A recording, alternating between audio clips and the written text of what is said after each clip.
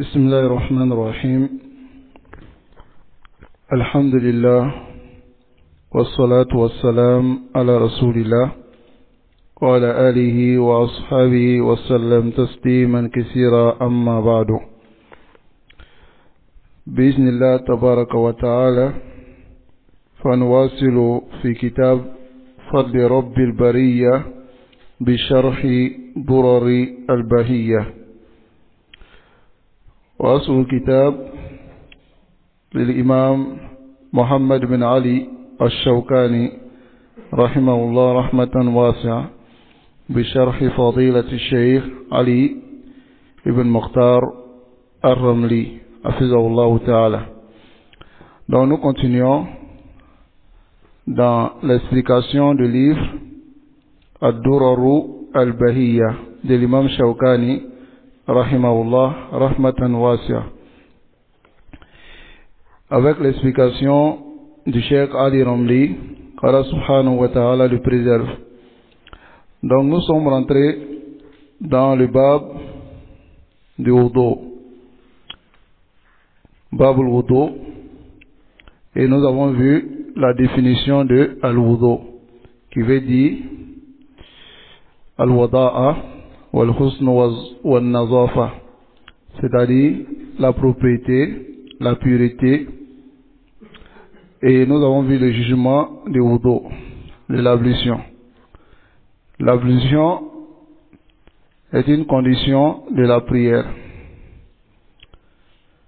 Celui qui prie sans ablution, sa prière est nulle. Nous avons montré cela et le consensus des savants à ce sujet. Et ensuite, nous avons parlé également de l'ablution, la tasmiya, le fait de dire bismillah. Et nous avons montré que ce n'est pas une obligation de dire bismillah avant de prendre les ablutions. L'imam Ahmad, rahimahullah, il dit qu'il ne connaît aucun hadith authentique sur ce sujet-là. Et les hadiths qui viennent à ce sujet-là ne sont pas des hadiths qui sont authentiques. Donc, le fait de dire bismillah avant de prendre les ablutions reste chez certains savants comme une innovation. Parce qu'il n'y a pas de test. Ce dont il n'y a pas de test, lorsqu'on vient avec, c'est comme on ajoute quelque chose dans l'adoration qui n'a pas existé. Et c'est ce sur quoi est le Cheikh Ali Ramli. Ensuite, nous avons parlé de la madmada, le fait de mettre l'eau dans la bouche lorsqu'on prend les ablutions. Après avoir lavé les deux mains, on met l'eau dans la bouche et puis le nez. Nous avons parlé de son caractère obligatoire. Est-ce que c'est obligatoire? Alors, avec les tests que nous avons vus, ce n'est pas obligatoire de faire la madmada et puis le istinshaq. Si on se base même sur le verset de Surat al-Ma'ida, elle a dit farsilu wujuhakum, lavez vos visages. Et le sens même du visage dans la langue arabe, c'est ma hasala bihi al-muwajaha, c'est ce qu'on voit en face. Ce qu'on voit en face. Donc le nez de l'extérieur fait partie du visage. Mais est-ce que de l'intérieur ça fait partie du visage? Le fait de faire rentrer l'eau dans le nez à l'intérieur, ou bien la bouche, l'intérieur de la bouche, est-ce que ça fait partie du visage? Alors ça ne fait pas partie du visage dans la définition même du visage dans la langue arabe. Donc les dalils qui sont venus à ce sujet montrent le caractère préférable, pas le caractère obligatoire. Parce que lorsqu'on dit que c'est obligatoire, alors celui qui ne prend pas, c'est-à-dire qui ne fait pas la madmada, son ablution est nulle. Alors qu'on ne peut pas annuler l'adoration des gens sans preuve authentique. Mafhum? Ensuite, on a parlé des deux mains jusqu'au coude. Des deux mains jusqu'au coude. Et nous avons dit que laver les deux mains, les deux coudes font partie des deux mains. On ne lave pas jusqu'à la limite les deux coudes. Mais les deux coudes font partie des deux mains. Donc il faut laver forcément les deux coudes avec les preuves que nous avons vues. Donc aujourd'hui nous allons commencer sur la parole de l'imam Shawkani après avoir lavé les deux mains jusqu'aux deux coudes. Summa yamsahu ra'sahu. Ensuite il essuie sa tête. Wa hadha aydan min arkan al-wudu. Le fait d'essuyer la tête fait partie des piliers de l'ablution. C'est-à-dire, celui qui oublie d'essuyer la tête, son ablution est nulle, est partie. Mafhoum? Ça fait partie des piliers de l'ablution. Wala khilafa fi wujubi. La khilafa. Il n'y a pas de divergence sur son caractère obligatoire. Pourquoi? Parce que ça fait partie du verset. Allah dit wamsahu bi ru'usikum. Essuyez vos têtes. Donc essuyer la tête est une obligation, un pilier de l'ablution. Donc mais le khilaf qui vient sur ce sujet-là, sur le fait d'essuyer la tête, la divergence est sur deux choses. La première des choses, est-ce qu'on essuie toute la tête ou bien on essuie une partie de la tête? Voilà la divergence. Donc cette divergence, d'abord, avant de revenir sur la divergence, on dit ra'su, la tête, huwa mashtamala alayhi manabitu sha'ri al-mu'tad. La tête, c'est ce qui implique là où les cheveux poussent. C'est-à-dire, partout où les cheveux poussent, c'est ce qu'on appelle la tête. De façon normale, hein? Là où les cheveux poussent. Non. Qu'Allah facilite. Donc voici la tête. Voici la définition qui est fine. Ça va te mener à connaître l'obligation avec facilité. C'est-à-dire, si maintenant tu sais, partout les cheveux poussent, c'est ce qu'on appelle la tête. Ça va? C'est ce qu'on appelle ras. Donc, en ce moment, maintenant, tu sauras là où tu dois essuyer. N'est-ce pas? Alil wajib, est-ce que l'obligation c'est masru jami' ar-ras am masri ba'dihi? D'essuyer toute la tête ou bien d'essuyer une partie de la tête? Les savants se sont divergés à ce sujet. Mais le sabab al-khilaf, la cause de la divergence, huwa ikhtilafuhum fi fahmi aya. C'est la divergence dans la compréhension du verset. Wamsahu bi ru'usikum. Il y a d'autres qui disent le bi, ça veut dire bi ba'di ru'usikum. Ahlul lugha. Ça va? Les gens de la langue arabe, le bas qui est là, ça veut dire aussi souvent tabaïdiya. Ça veut dire bi ba'di ru'usikum. C'est une partie de la tête. Ça va? Il y a d'autres aussi qui disent le bas ici est zaïda. C'est un bas qui est ajouté seulement. Il y a d'autres qui disent c'est un bas qui est juste collé. Et le sac. Ça va? Donc ici, le Cheikh Ali Ramli dit Al-ayatu tahtamilu hada wa hada. Le verset peut prendre le sens de l'autre et de l'autre. Ala kulli hal. Wa ma sunna. Mais quant à la sunna, c'est la sunna maintenant qui va nous départager. N'est-ce pas? Chacun peut essayer de comprendre selon la langue arabe dans le verset. Mais quant à la sunna, falam yasbut.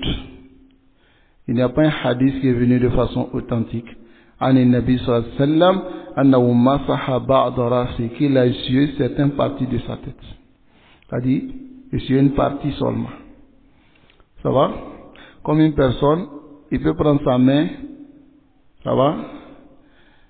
Comme ça, il met ici, et puis il essuie. C'est-à-dire, il met les bouts de la main sur la tête. Ça, c'est une partie de la tête. Mais quand il met tous les deux paumes sur la tête, comme ça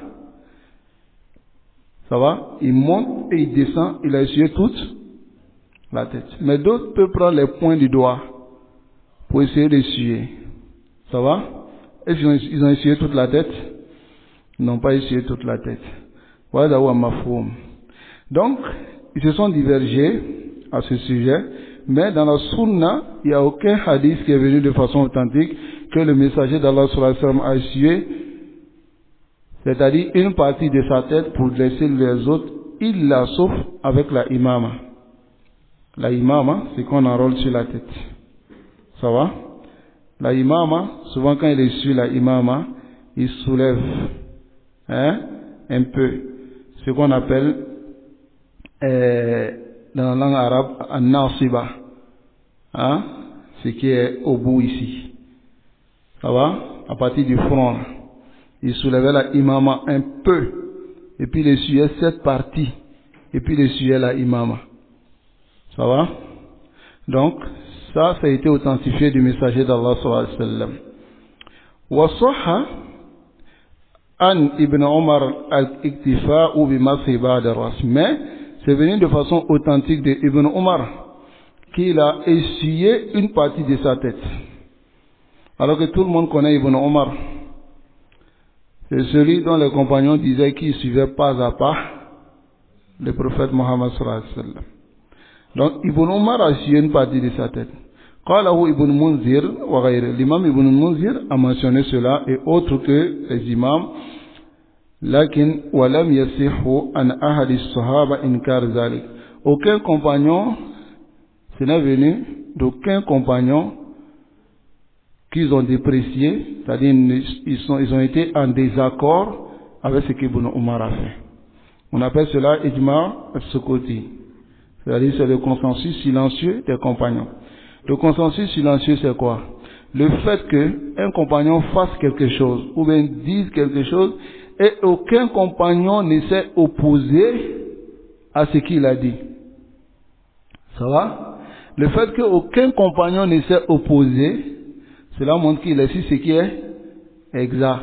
Parce que le compagnon ne peut pas le voir dans l'erreur, c'est pas comme nous aujourd'hui. Ne peut pas le voir dans l'erreur et ils vont se taire. Mais nous aujourd'hui on voit les gens dans l'erreur et puis bon, on dit non, si on parle en tout cas ça va créer la fitna. On préfère garder les gens dans les erreurs, de préserver notre entente entre nous. Mais à l'époque des compagnons, les tabi'in, ils ne s'utilisaient pas. Donc si aucun compagnon n'a déprécié cela, ça montre que Ibn Omar, il s'est basé sur une preuve pour le faire. Ça va? Qala Ibn Hazm. Ibn Hazm aussi a mentionné cela dans son kitab Al-Muhall. Muhall, qui est le kitab de Ibn Hazm. Ibn Hazm, c'est un savant de l'islam, parmi les savants de l'islam. Ibn Hazm, il a un livre qu'on appelle Al-Muhalla. C'est un livre qui traite beaucoup les sujets de fiqh. Mais les savants ne conseillent pas aux débutants de lire les livres d'Ibn Hazm. Parce que Ibn Hazm, il a souvent des excès dans ses livres. Il a souvent des excès. Et souvent, il rentre dans les masaïl chaz. Des masaïl qui sont très isolés.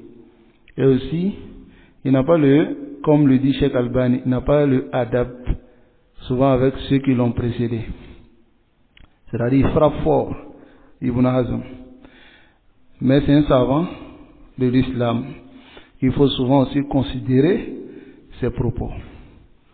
Ibn Hazm, c'est un savant qui a des paroles shawaz, des paroles qui sont très isolées.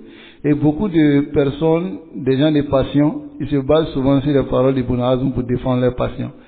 Tels que le hadith du messager d'Allah sallallahu alayhi wa sallam, où le prophète sallallahu alayhi wa sallam dit Sayati, il viendra de ma communauté des gens qui vont autoriser yastahilluna al-hurra wal-harir. Ils vont autoriser la zina wal-khamr wal-ma'azif. Et ils vont autoriser aussi le vin et les instruments de musique. Donc les savants se sont basés sur ce hadith pour dire que le hadith ici, l'instrument de musique est haram. Comme ça vient aussi dans certains ta'wil du Coran, Ça va? Au sujet des Shu'ara, ainsi de suite, par Ibn Abbas et d'autres. Il n'y a aucun doute sur l'interdiction de la musique en islam. Mais, les innovateurs, ils s'accrochent sur cette parole d'Ibn Hazm, où il dit que ce hadith n'est pas authentique. Et ils disent que, Ibn Hazm même dit que le hadith n'est pas authentique. Hein? Il est seul à dire que c'est pas authentique. Mais Cheikh Albani dit à ce sujet que, le fait qu'il ait dit que c'est pas authentique montre même l'ignorance d'Ibn Hazm dans la science du hadith. Parce qu'en réalité, le hadith est authentique. Ça va? Le hadith est authentique.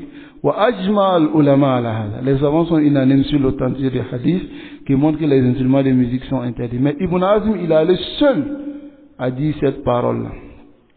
Je vous donne encore un exemple concernant les jeûnes de Ashura. Ibn Hazm, il a fait un istidlal où il a dit que le jeûne de Ashura, c'est pas le 10e jour, mais c'est le 9e jour. Parce que le prophète sallallahu alayhi wa sallam dit, va in ishtu ila qabil, si je vis jusqu'à l'année prochaine, la summan tasi, je vais jeûner le 9e. Donc Ibn Hazm, automatiquement, lui, il a compris que on ne jeûne plus le 10e, on jeûne le 9e. Hein? Ibn Hazm al-Zahiri, lui prend les textes comme ça. Pourtant, le prophète sallallahu alayhi wa sallam a voulu dire que je vais contredire les juifs et les chrétiens en jeûnant le 9e et le 10e. Donc, c'était juste une parenthèse à propos d'Ibn Hazm. Les savants ne conseillent pas à un débutant de lire ces livres. Les gens qui suivent généralement les passions, quand ils tombent sur les livres d'Ibn Hazm, subhanallah, tu commences à suivre ta passion. Ibn Hazm, chez lui, il a des masaïl très gharib. Tel que par exemple, la nudité chez Ibn Hazm, c'est quoi? La nudité d'un homme, nous on connaît, c'est à partir du genou jusqu'au nombril. Mais Ibn Hazm dit, tu attaches ton sexe et tu bouges ton anus. Tu peux marcher dans la rue. Là, Moustapha, qu'Allah nous préserve et qu'il nous guide enfin sur le droit chemin.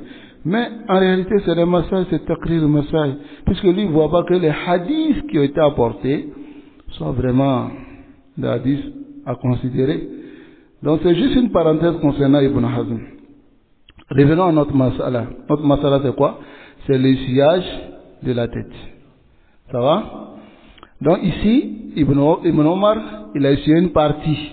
Il n'a pas essuyé tout. Et aucun compagnon n'a dit le contraire. Ça va? Donc si on se conçut, on se base maintenant sur ce qu'Ibn Omar a fait. On dit quoi? C'est permis d'essuyer certaines parties de la tête, pas tout. N'est-ce pas? Wal ahwat, mais ce qui est mieux, ta'mimul mas, c'est d'essuyer toute la tête.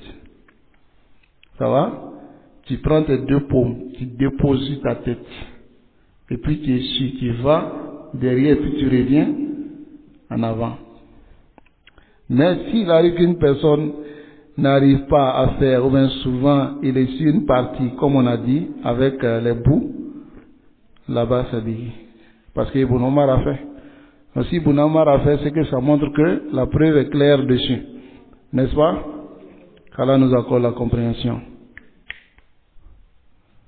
Donc ici, wal mar'atu, donc il dit ensuite, wal masu yakunu bil bad'i bi muqaddami ra'si ila yasila bi yadayhi ila al qafa.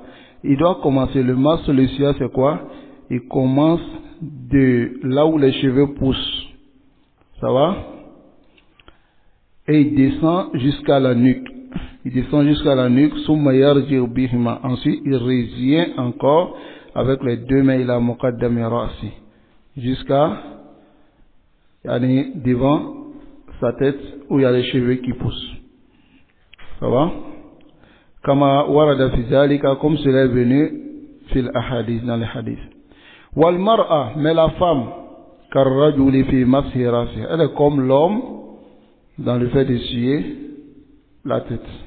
Wa idha kana laha zayl, le zayl c'est quoi? C'est-à-dire les cheveux qui descendent derrière. Si elle a des cheveux qui descendent derrière son dos, ça va? Fala yajibu alayha an tamsa zaylaha, C'est pas obligatoire qu'elle essuie les cheveux qui descendent. Elle s'arrête seulement à la nuque. Ça va? Donc, voici l'essuyage. Ensuite, on essuie la tête avec les deux oreilles. Ma uzunei. Avec les deux oreilles. Aïe, c'est-à-dire, yamsah ma ra'sihi. Il essuie les deux oreilles avec sa tête. Sabata zalika an nabi sallallahu alayhi wa sallam. Cela est venu du messager d'Allah sallallahu alayhi wa sallam, comme ça a été rapporté par l'imam Ahmad, l'imam Abu Daoud et autres, d'après le compagnon Ma'adi Karib. ويحتج من يقول بوجوب المسح الأذنين. Donc il va revenir sur notre mas'ala, parce qu'il y a d'autres qui disent que essuyer les deux oreilles c'est obligatoire. D'autres disent que c'est pas obligatoire. Non. Il dit ceux qui disent que c'est obligatoire, ils se basent biqawli Nabi sallallahu alayhi wa sallam. Ils se basent sur la parole du prophète sallallahu alayhi wa sallam. Il dit al-uzunani min ar-ra's. Les deux oreilles font partie de la tête. Wa huwa hadithun mukhtalafun fi. Mais c'est un hadith, eux-mêmes ils divergent. Est-ce que c'est authentique? Est-ce que c'est pas authentique? Wa mas'ul uzunaini, essuyer les deux oreilles, yakunu ma'a mashi zahirima wa batiniha. On essuie l'extérieur et l'intérieur. Kama sahha, comme cela a été authentifié d'après Al-Miqdam ibn Ma'adi Karib, qui dit le messager d'Allah sallallahu alayhi wa sallam, masaha bi ra'sihi, il a essuyé sa tête, wa uzunayhi, et ses deux oreilles, zahirihima wa batinihima, l'extérieur et l'intérieur.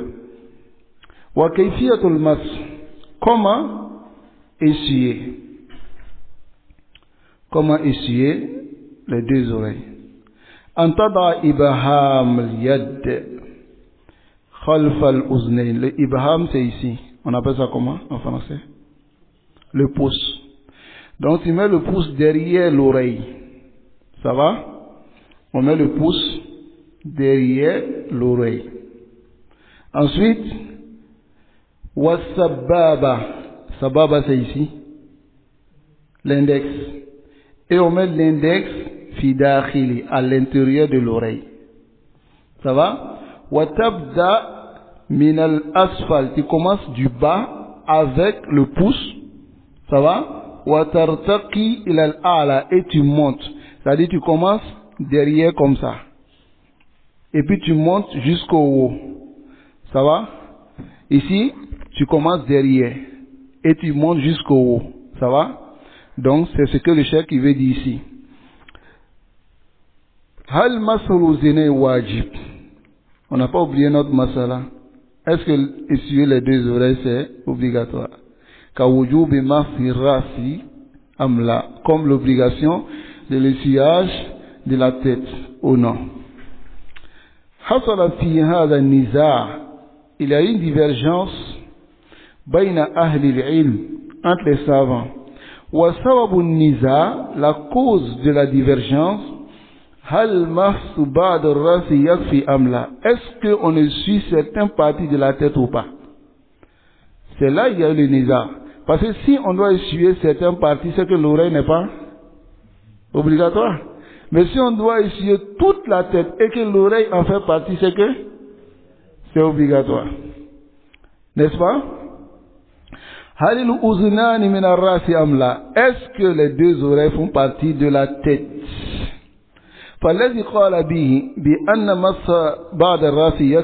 Ceux qui disent que essuyer une partie de la tête suffit, et ils disent pas que c'est obligatoire d'essuyer les deux oreilles. C'est ainsi aussi le hadith qui vient dire les deux oreilles font partie de la tête. Ce hadith aussi a été une cause dans cette divergence. Le Cheikh Ali Ramli dit, mais ce qui est prépondérant, ce qui est la parole qui prend le dessus, le hadith est daif. وعدم وجوب المسح للأذنين. Et essuyer les deux oreilles n'est pas obligatoire. Parce que le hadith est doif. Qu'Allah nous accorde la compréhension. Et qu'il nous facilite la mise en pratique. Hadi masaïl shar'iyya. Ce sont les masaïl de la sharia. Et ceux qui se basent sur certains propos, soit ils se basent sur des hadiths qui sont doifs, ou bien ils se basent aussi sur des hadiths dont la compréhension n'est pas claire. Est-ce que vous comprenez? Mais ici, le hadith qui vient à ce sujet, le Cheikh Ali Ramli n'est pas le seul à dire que ce hadith est doif. Jam'un min ahli al-ilm. Est-ce que les deux oreilles font partie? Non. Lorsque Allah a dit wamsahu bi ru'usikum, si c'était une obligation, il allait dire ma'a uzunay. Il allait dire avec les deux oreilles. N'est-ce pas? Est-ce que Allah peut dire quelque chose et oublier une partie? Il n'oublie pas. Il a dit wa ma kana rabbuka nasiya. Allah n'oublie pas. Donc si Allah n'a pas mentionné les deux oreilles, c'est que ce n'est pas une obligation. C'est juste une sunna. Ça va? Parce que le hadith qui dit que les deux oreilles font partie de la tête, le hadith n'est pas authentique. Mafhum? Qawluhu, et sa parole. Il dit wa yujzi mashu ba'dihi. C'est permis où il suffit d'essuyer une partie de la tête. Donc ici, c'est la parole de l'imam Shawkani. Il dit il suffit d'essuyer une partie de la tête. Yara al-mu'allif anna mash ba'da ar-ras mujzi. Il dit, l'auteur du livre, qui est l'imam Shawkani, il trouve qu'il voit que essuyer une partie de la tête est suffisante. Lakin kama zakarna, comme nous avons mentionné, fa'innahu lam yarid ani nabi sallallahu alayhi wa sallam, c'est pas venu du prophète sallallahu alayhi wa sallam, annahu masaha ba'da rasihi illa ma'al imama. Qu'il a essuyé une partie de sa tête avec la imama. C'est-à-dire ce qui est venu, et que c'est avec la imama seulement qu'il a essuyé une partie de la tête. Mafhum? Tayyib. Hada al-ahwat, c'est ce qui est mieux. On essuie toute la tête. Lakin bima annahu warada an as-sahaba. Mais comme c'est venu des compagnons, jawaz al-iktifa, l'autorisation de se suffire bi ba'dihi, de certaines parties de la tête, fanaqulu bi. Nous on dit que c'est possible, on peut le faire. Fahum, car les compagnons sont man yubayyinu lana ma ja'a anillahi wa rasuli. C'est eux qui nous clarifient ce que le messager d'Allah, ce qui est venu d'Allah et de son messager. ثم قال رحمه الله والمسح على الإمامة et essuyer sur l'imama, comme on appelle les tauban. Hein? Les tauban, c'est qu'on attache sur la tête. Ou bien c'est comme on met sur la tête. Ça va? Tout ce qu'on met sur la tête. On a comme al ulama, d'autres qui font rentrer al-qalni soit dedans. Tout ce qui couvre la tête. Al-qalni soit c'est quoi? Le bonnet. Ça va? D'autres font rentrer cela dedans.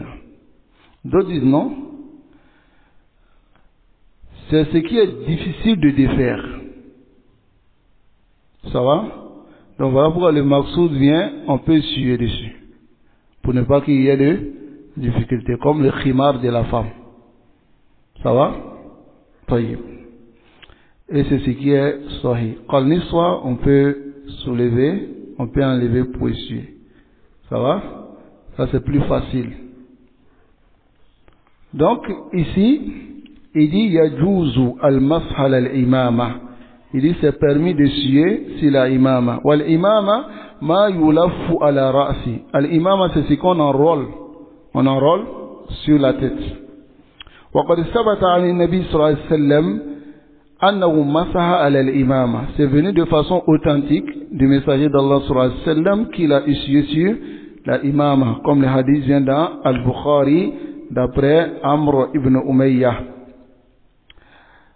Wa sahha anhu Et ça a été authentifié aussi des messagers d'Allah sallallahu masaha ala nasibati, ala nasiyatihi. Il a essuyé ici un nasiya. Nasiya c'est un muqaddam ras ala l'imama. C'est-à-dire quand tu portes l'imama, ici, là où les cheveux poussent, on appelle cela un nasiya. Il y a certaines personnes aussi, les cheveux poussent jusqu'au front. Ça va? Lorsqu'on dit man bitu shar, là où les cheveux poussent, c'est pas ici. Ça va? Il doit soulever cette partie pour commencer à partir de là, man bitu shar. Ça va? Donc ici, il dit summa yaghsilu rijlayhi ma'al kabayn. Ensuite, il lave les deux pieds avec les deux chevilles. Ici d'abord, quel est le hukum d'essuyer sur la imama? Est-ce qu'il y a une condition? Comme l'essuyer sur les chaussettes. Il faut forcément le porter en état d'impurité et il y a un délai pour cela. Donc pour la imama, il n'y a aucune condition qui est venue de façon authentique. Rasul sallallahu alayhi wa sallam, il a essuyé. Tant que tu as imama sur ta tête, tu peux essuyer. La mar'a aussi, si elle a le khimar, c'est-à-dire elle a porté un voile sur sa tête, et qu'elle ne veut pas enlever, le voile aussi rentre dans hukmu al-imama, de la imama. Elle peut essuyer sans aucune condition. Elle essuie. Ça va? Donc, ghuslu rijlayn waridun fil aya. Laver les deux pieds vient dans le verset. Ça fait partie, c'est un plié parmi les pliés de l'ablution. Laver les deux pieds avec les deux chevilles, pas se limiter aux chevilles, c'est laver avec les deux chevilles. C'est-à-dire les deux chevilles sont impliquées dans le lavage. C'est très important. Alors ça vient de façon authentique عن النبي صلى الله عليه وسلم du messager d'Allah صلى الله عليه وسلم. قال عبد الله بن عمرو dit تخلف عنا رسول الله صلى الله عليه وسلم في سفرة. Le messager d'Allah صلى الله عليه وسلم il est resté derrière nous dans un voyage. فأدركنا, il nous a trouvé وقد أرهقنا العصر, alors que la prière de Asr avait passé. C'était dur pour nous. فجعلنا نتوضأ, on a commencé à prendre les ablutions. ونمسح على أرجلنا, et on a commencé à essuyer nos pieds. فنادى بأعلى صوته, il a appelé en élevant la voix. Wailun, il dit malheur, lil aqabi minan nar. Malheur, lil aqabi, pour les chevilles, minan nar, du feu de l'enfer. Malheur aux chevilles. Marrataini, il a dit deux fois, ou salasa. Muttafaqun alayhi. Le hadith est unanimement reconnu authentique. Donc ici, lorsqu'il dit Wailul lil aqabi minan nar, est-ce que les aqab vont rentrer en enfer pour laisser la personne dehors? Hein? La abadan. C'est une menace contre l'enfer. Ça va? C'est une menace contre l'enfer. Wal aqib, le aqib, c'est quoi? Mu'akhirul qadam. Mu'akhir al-qadam. C'est-à-dire, c'est ce qui est derrière les pieds. Ici, c'est ce qu'on appelle le aqib. C'est-à-dire, ici, lève-toi, je vais montrer. Non, viens. Ici, là. C'est ce qu'on appelle le aqib. Ça va? Wal ka'ab. Mais le ka'ab, al-azamani, ce sont les deux os, an-nati'ani, qui poussent, yani qui sont, yani de l'extérieur, inda mafsal as-saq wal qadam, lorsque yani au niveau de l'articulation entre le pied, c'est-à-dire le pied et la jambe. Vous voyez, c'est la partie là, ici, voilà, c'est les deux os là, vous voyez les deux os qui sont là, c'est ce qu'on appelle al-ka'b. Donc lorsqu'on veut laver les deux pieds, on lave avec al-ka'b, avec al-ka'b. Donc c'est très important, car ça nous facilite la compréhension. والحديث يدل على وجوب غسل جميع الرأس. Le hadith montre l'obligation de laver tout le pied. جميع القدم, c'est-à-dire tout le pied. وأما الدليل غسل الكعبين مع الرجلين. Quant à la preuve qui montre qu'on doit laver les deux chevilles avec les deux pieds, فحديث أبي هريرة, c'est le hadith d'Abu Huraira, قال نعيم, et Noaim dit, رأيت أبا هريرة يتوضأ, j'ai vu Abu Huraira prendre les ablutions, فغسل وجهه, il a lavé son visage, فأسبغ الوضوء, et il a bien lavé. ثم غسل يده اليمنى, ensuite il a lavé sa main droite, حتى أشرع في العضد, jusqu'à ce qu'il a commencé à laver ici le bras. Ici c'est l'avant-bras, ici c'est le bras, ça va? C'est-à-dire il a lavé l'avant-bras jusqu'au coude, et il a lavé le coude jusqu'à ce qu'il voulait commencer même à laver le bras. C'est-à-dire il a impliqué dans le lavage quoi? Le coude. C'est très important. Le coude fait partie du lavage. Mafhum? Summa, ensuite, Yadahul Yusra, sa main gauche, jusqu'au bras. Summa masa ra'sahu, ensuite il a essuyé sa tête. Summa ghassala rijlahu yumna, il a lavé son pied droit. Hatta ashra fi saq, jusqu'à ce qu'il a commencé à laver la jambe. Ça va? Il a commencé à laver la jambe. Summa ghassala rijlahu yusra, ensuite son pied gauche. Hatta ashra fi saq, jusqu'à ce qu'il a commencé à laver la jambe. Summa qala, et ensuite il a dit, hakaza ra'aytu Rasulullah sallallahu alayhi wa sallam yatawadda. C'est ainsi que j'ai vu le messager d'Allah sallallahu alayhi wa sallam prendre les ablutions. Qawluhu. Et ici maintenant sa parole, on a fini cette masala, qui est le fait de laver les deux pieds jusqu'aux chevilles. Jusqu'aux chevilles, ça veut dire quoi? Les chevilles sont dedans, sont dans l'ablution. Qawluhu wa lahu al-mash. Il doit essuyer ala al-khuffaini, les deux khuf. Ça va? Le khuf c'est quoi? D'abord, هل يجوز المسح على الخفين? Est-ce que c'est permis d'essuyer les deux khuf? والخف هو ما يلبس في الرجل, c'est ce qu'on porte dans les deux pieds. Levez-vous. Levez-vous pour vous écouter.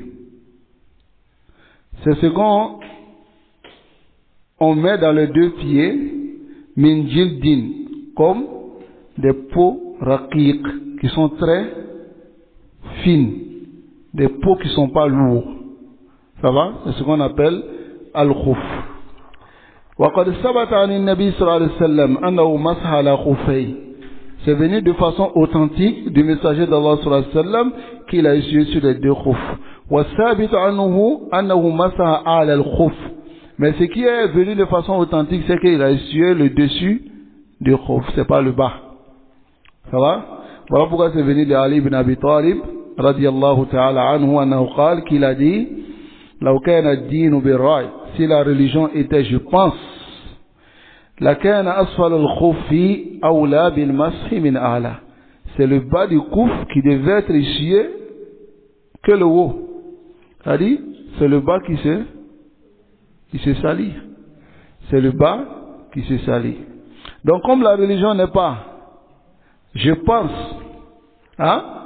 Donc il a dit, voilà pourquoi il a dit walakinnani ra'aytu an-nabi, mais j'ai vu le prophète sallallahu alayhi wa sallam yamsahu ala dhahri al-khuf, essuyer sur le dessus du khuf.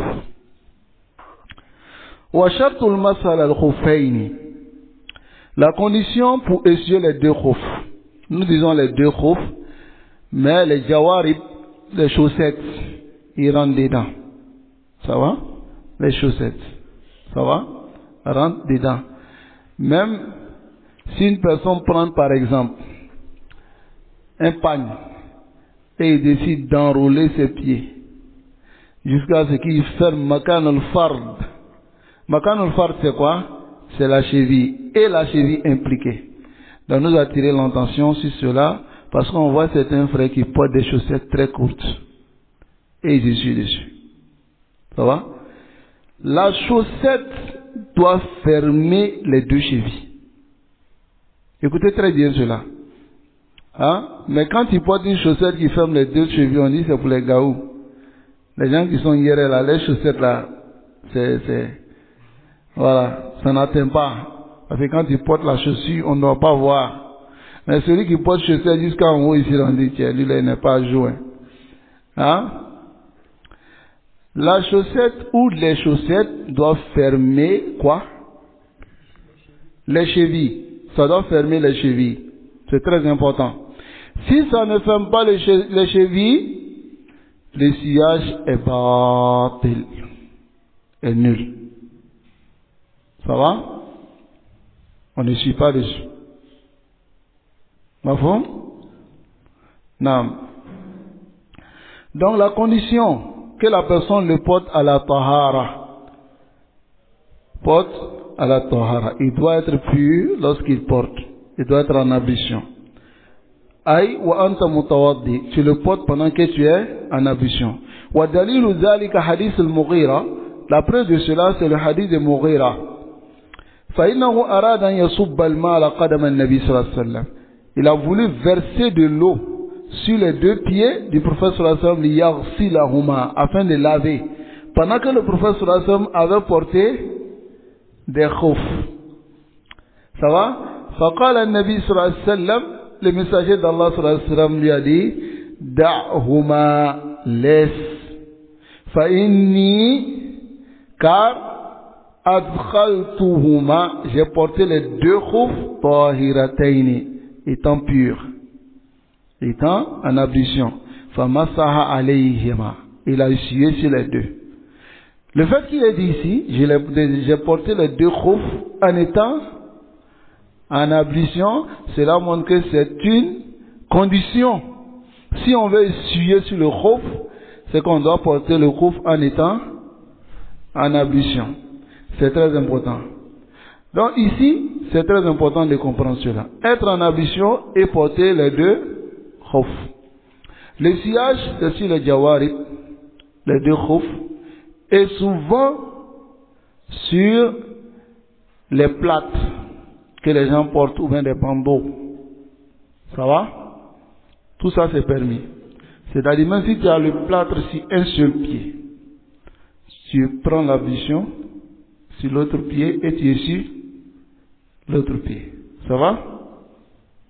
Si tu as aussi des bandeaux à rouler sur l'autre pied à cause d'une blessure, on avait ça bandeau, non? Hein? Sur le pied, non? Tu essuies cette partie. Ça va? Tu essuies cette partie. C'est ce qui est arrivé à des compagnons, qu'Allah les agrée. Lorsqu'ils étaient en voyage, comme cela vient dans Al-Bukhari, ils étaient en voyage et il y a l'un d'entre eux qui a été blessé de la tête. Sa tête, quelque chose est tombé sur sa tête et il s'est blessé. Ça va même faire sortir un trou. Donc, il a dormi et il a fait le ihtilam.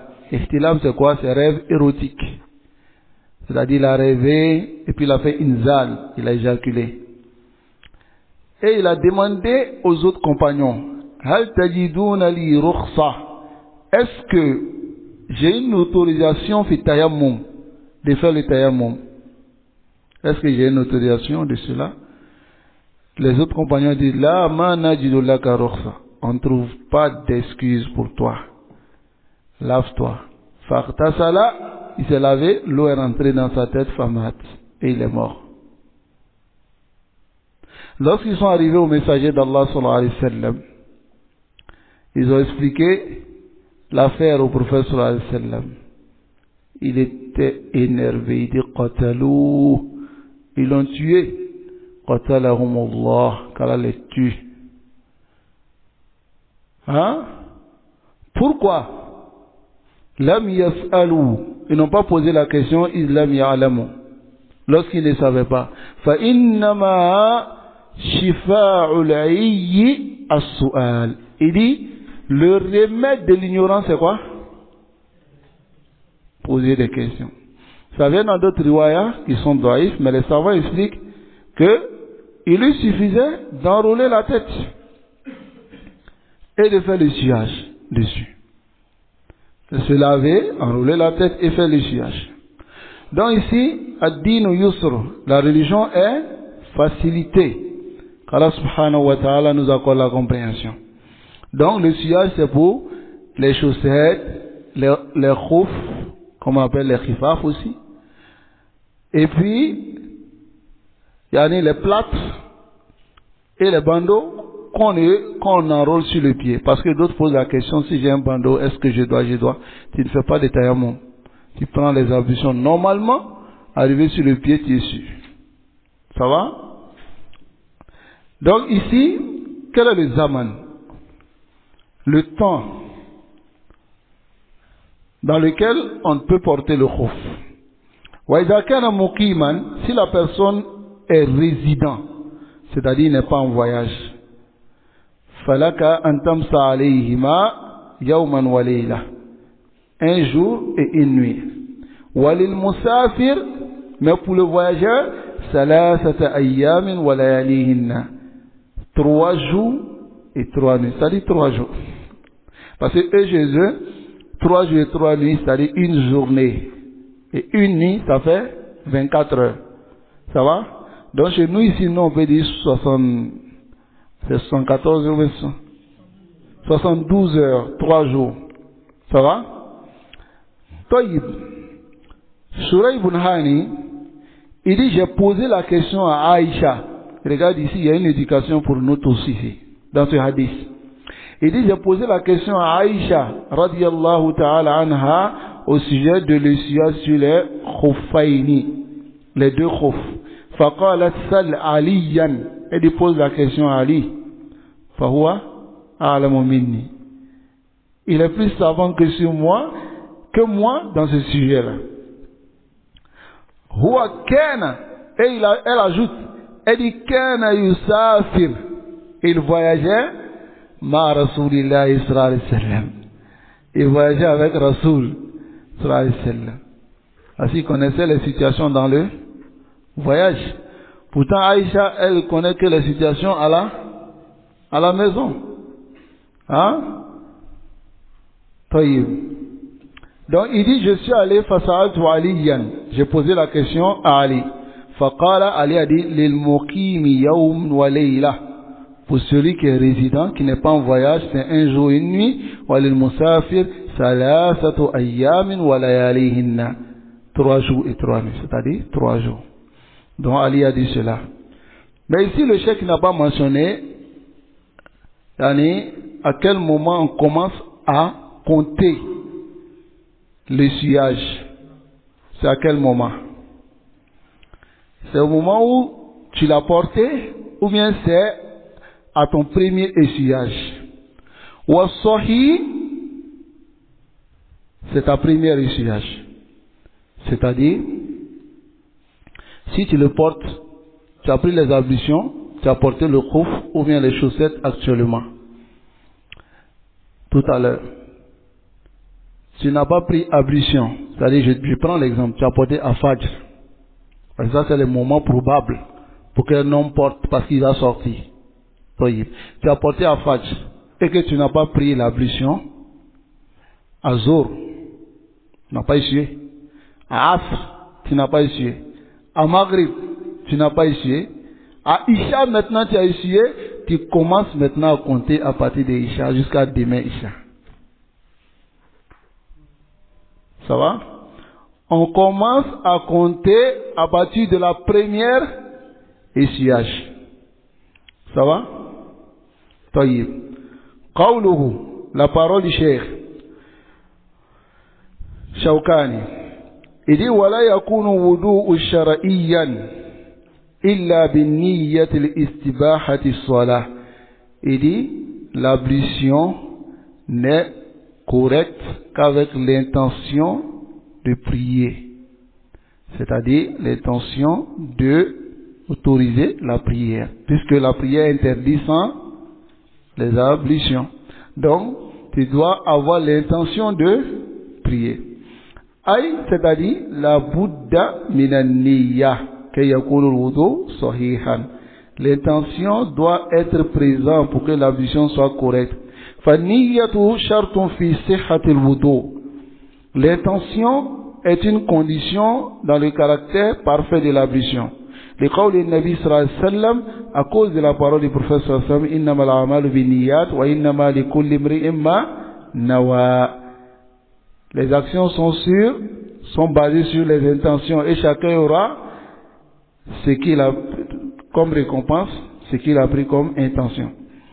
Wal wudu ibada. L'ablution est une adoration. Yuqsadu biha al-qurbatu ila Allah. On prend l'ablution dans le but de se rapprocher d'Allah. Walaysat faqat wasila, ce n'est pas un moyen. Bal yuqsadu biha aidan at-taqarrub ila Allah. On a pour but, lorsqu'on prend l'ablution, de se rapprocher d'Allah subhanahu wa ta'ala, fatushtaratu lahu an-niyya. Donc l'intention est conditionnée. Donc ici l'intention, ici c'est quoi? Quand tu viens, tu prends l'intention des ablutions. Pour pouvoir prendre les ablutions, qu'est-ce que tu dois faire avec? C'est pour prier avec, n'est-ce pas? Hein? Taïb. Dans ce moment, c'est ce qu'on appelle l'intention. Que d'autres ne comprennent pas que il faut forcément prendre dans ton cœur que dès que je prends l'ablution, je dois aller prier.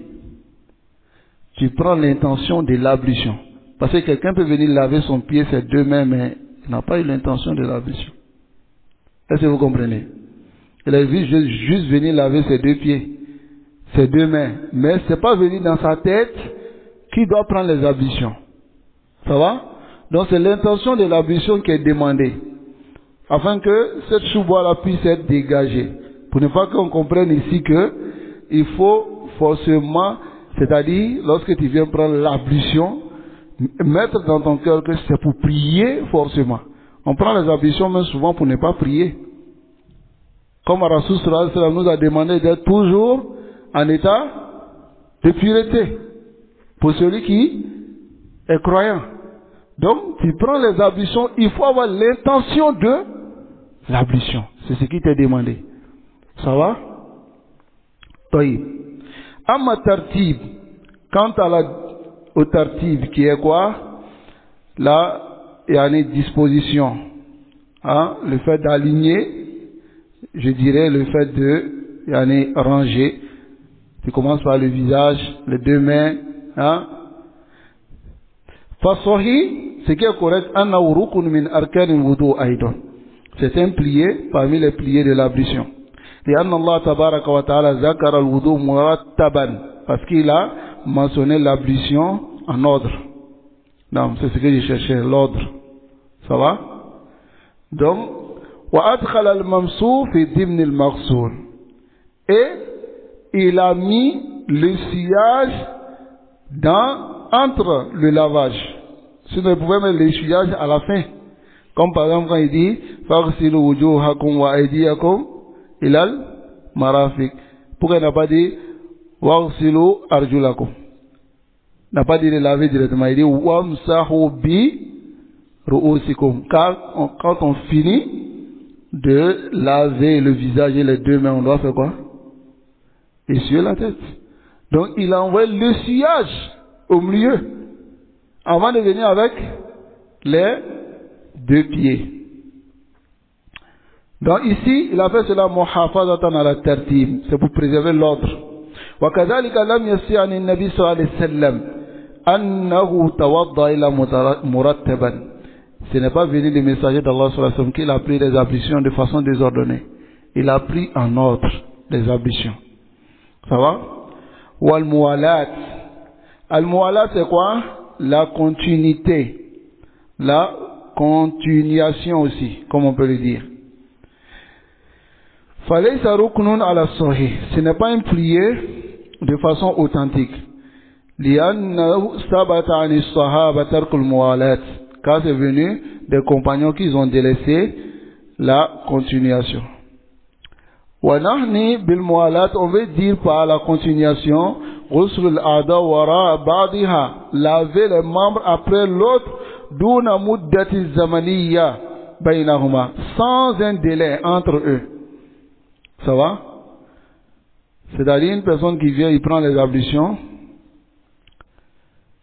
il lave la main, et puis il prend un temps. Avant de laver le pied, il y a certains savants qui disent que ça annule les ablutions.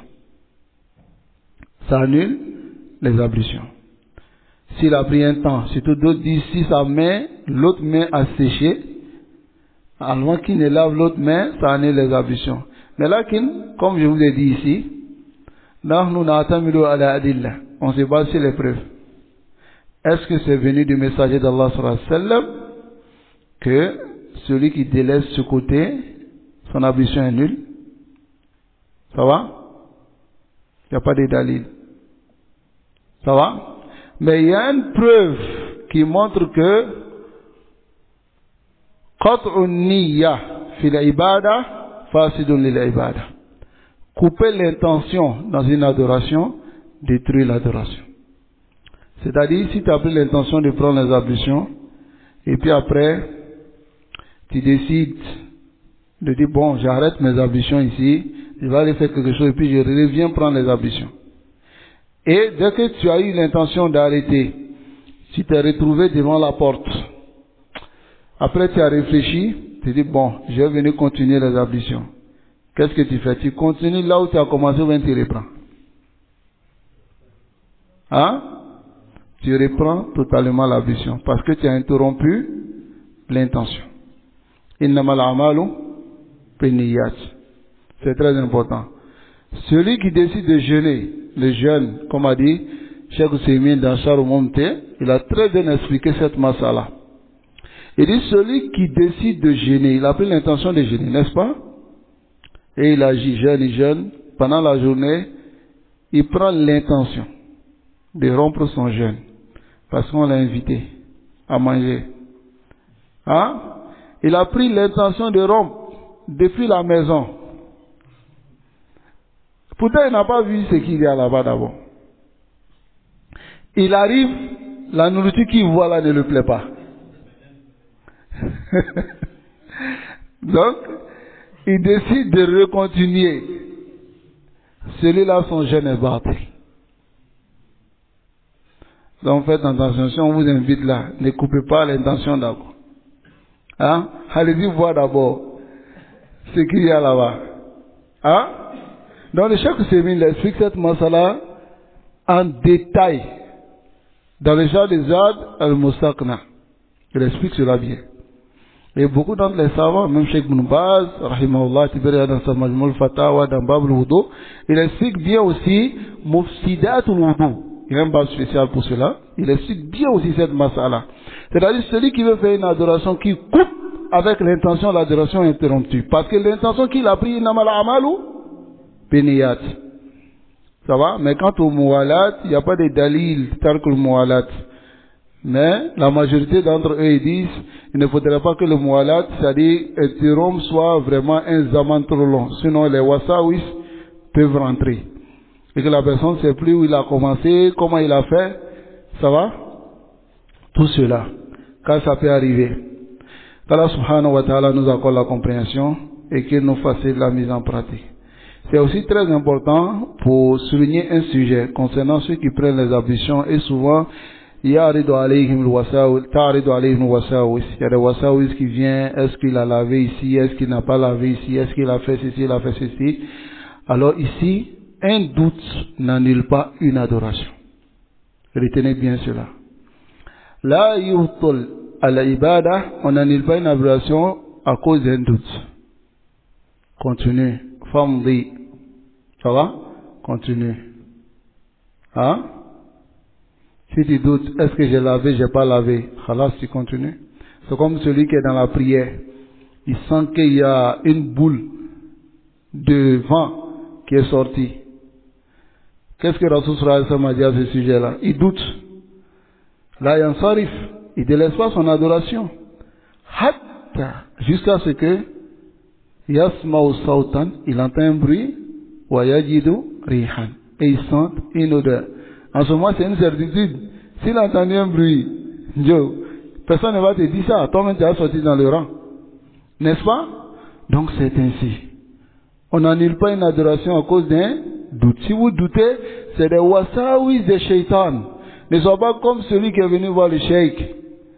Il dit au cheikh que ça fait 50 fois que j'ai pris les ablutions. Mais là, je doute encore si mon ablution est correcte. 50 fois.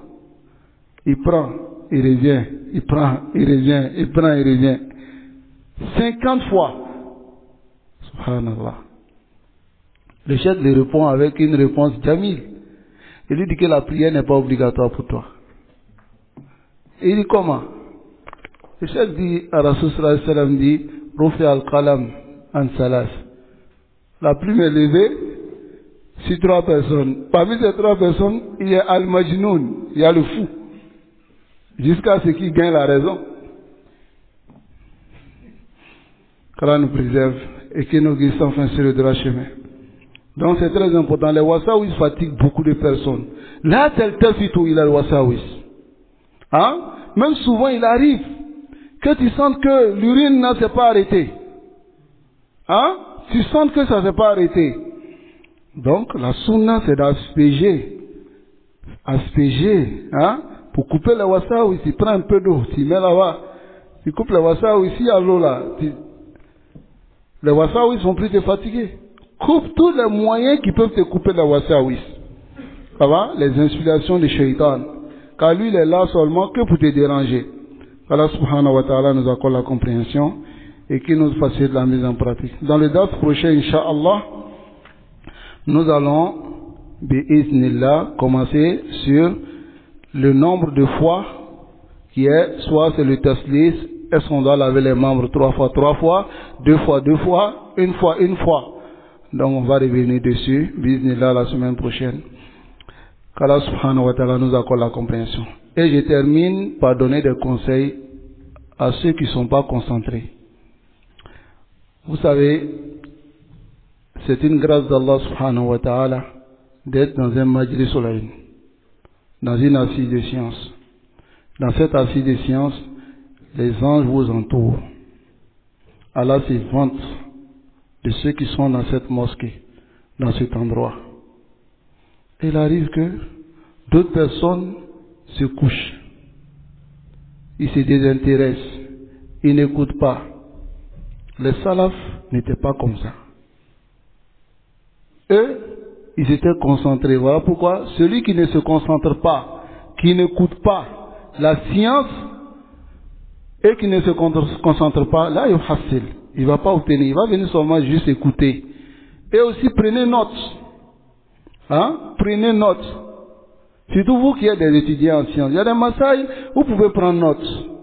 Et après, si vous n'avez pas compris, vous me posez la question. Mais si ceux qui sont assis, bon par exemple les enfants, je peux peut-être comprendre qu'ils n'ont pas compris, mais c'est 2 qui sont assis là-bas. Là. Hein? Les 2 là. Ce sont mes petits, on se connaît. Mais il faut qu'on dise ça devant les gens pour qu'ils comprennent. J'étais couché tout à l'heure. Allah nous préserve et qu'il nous guide sans fin sur le droit chemin. Assalamu alaikum wa rahmatullahi wa barakatuh.